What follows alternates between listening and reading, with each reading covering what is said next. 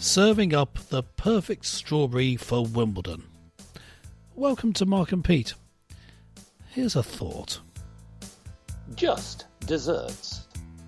Aubrey the strawberry was very sweet, but felt like a gooseberry if something sour was said. His face appeared dimpled, other fruit cried he was pimpled, so his cheeks turned very bright red. Aubrey plucked up the courage as he grew, then blew raspberries as if he was seen as a flop. Yet people loved his juices for his delicious uses, and now he's cream of the crop. Yes. Yummy, Excellent. yummy, yummy. Aubrey the strawberry, thank goodness. It's Wimbledon, folks. Yes. The championships are back with us, serving up delights of tennis, but more importantly, serving up strawberries. Well, we all know that strawberries are associated with tennis and Wimbledon, but what's interesting is that the strawberry that we eat typically comes from different parts of the world.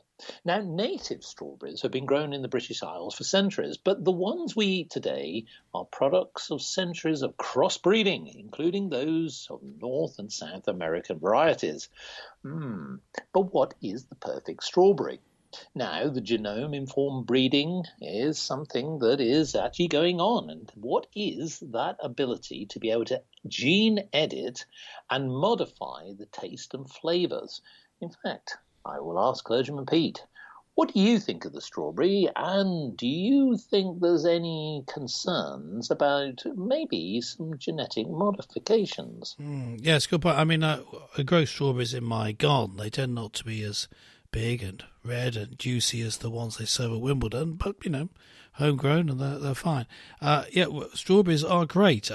I tend to steer clear of eating too many just because they are so sweet, and I'm just steering clear of sweet stuff at the moment. A bit of a health kick for me at the moment, but generally, great flavour, great with. I used to think with sugar, as you know, I'm cutting that out, but certainly with cream. But I'm not cutting out cream. No, plenty of lovely fat cream, lovely stuff. But that being the case, that they're so lovely, when naturally grown, they're fine. There is some concern that what's happening is if it's something that's genome informed, so they're looking at what the genetics are of the strawberries that they want. Are they actually tampering with the genome to produce these better strawberries, and is that going to have unfortunate side effects? The concerns over genetically modified crops in other areas. So my opinion is that even those weren't warranted, those fears. So I'm not saying that it is a concern. What I'm saying is it doesn't. The optics of it aren't good. As soon as you have some genetics involved, people get concerned. My best guess is that isn't a concern. It may well be, as the description that you read to me there from that article, Mark, seems to suggest, that being genome informed means that you look at the genetics, but then you're doing traditional breeding techniques in order to actually arrive at the strawberry that you want, which is certainly what they want you to believe. Well, this is it, isn't it? Because let's be honest, when you actually think about, say, the event of Wimbledon, from a commercial perspective, I'll come from that angle, being the business side, it is a big boost to the coffers, because one of the things that happens is you get this real sort of surge in the amount of money that people can charge for it. Now, Clergyman Pete, have a guess. How much in terms of tonnage of strawberries do you think are served up during Wimbledon, and how many does that actually make in terms of the number of strawberries? So there's the tonnage and the number of strawberries during the actual tournament, which is a 2-week tournament, folks. It's a bit tricky in that I don't know how much a strawberry weighs. It depends on the size of the strawberry. Well, but I imagine there's quite a few tons. Well, I know that Aubrey the strawberry is standard, so don't worry. Yes. I think there's going to be quite a few tons. Yeah. I'm going to say there's maybe 100 tons. 100 tons of strawberries. Well, how many strawberries do you think that is? Well, strawberries are quite small in a ton, so I'm going to say maybe 1 million strawberries. Oh, just on the top of my head there. You're a bit off on both sides. Basically, here we go, folks, 38.4 tons of strawberries, which equates to 2 million Albury the strawberries. Hang on, that means, I thought strawberries were a lot bigger than they are. That's basically what that means. Well, there you go, you see. It's surprising, isn't it?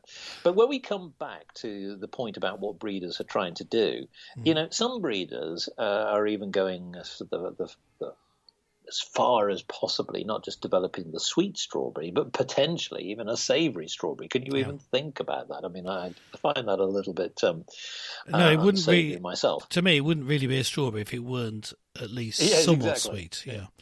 Yes. Mm-hmm. So what I do have, I don't have a concern by crossbreeding. I think that those sort of things can work. And I think that there are many farms throughout the country. In fact, one particular farm, which we'll give credit to, is a Kent-based farm called Hugh Lowe Farms, supplies the Wimbledon Tennis Championships and has done for over the last 25 years. Now, they produce around 5,000 tons of strawberries, and it typically tends to grow between April and November, and that means using different farming techniques. They use everything from field-scale polytunnels, which again helps to create that sort of glass house effect, that greenhouse effect, giving then the perfect climate for the strawberry. The thing here is that I would like to mention, Closure and Pete, from a business perspective, I'm a great fan of strawberries. Now, some people will say, yes, it's a perfect fruit, isn't it, to actually eat during the summer? No, it's the perfect fruit to eat any time. I would say don't just limit it to this period. Try having it as wherever you can get it, even if it means paying that little extra. I know that in these times of austerity, you have to think about your budget. But the point being here is that they're rich, with nutrients. Yes, they're sweet, but why not put it on your salads? It's great. It really freshens it up. I mean, there is a thing certainly in Western culture. The only fruit you normally have in a salad is tomato, and occasionally apple. But yes, why not strawberry? And other fruits go well in certain salads. Here's the reason: because chemists. Yeah. Okay, so those people in flavorings and looking at those sort of additives and those sort of things try and take out the additives, but essentially creating a synthetic version of a strawberry, and it's often used in things like lollipops, tricking the brain into thinking they're giving us a flavour. Strawberry is one of the most popular fruits and flavours on anything, whether it be ice cream, creams, as well as strawberries themselves. Yes. So, for me, I think it'd be reasonable to say that I think we're a big fan of them. But one thing I will say is don't try playing tennis with one. It can make an awful mess of the racket. That can go a bit far. But it is great. This is one thing I'm really encouraged by, that we're talking about this. It's been so weird over the past few years with lockdowns and pandemics and enthusiasm for war and all the nonsense going on that we see around us. At least this is a discussion of something. Well, you may think that it's not that important. Well, I'm talking about the breeding the ideal strawberry for Wimbledon, but it is a good sort of life-affirming, normal thing to talk about. Strawberries at Wimbledon. Go back to Wimbledon.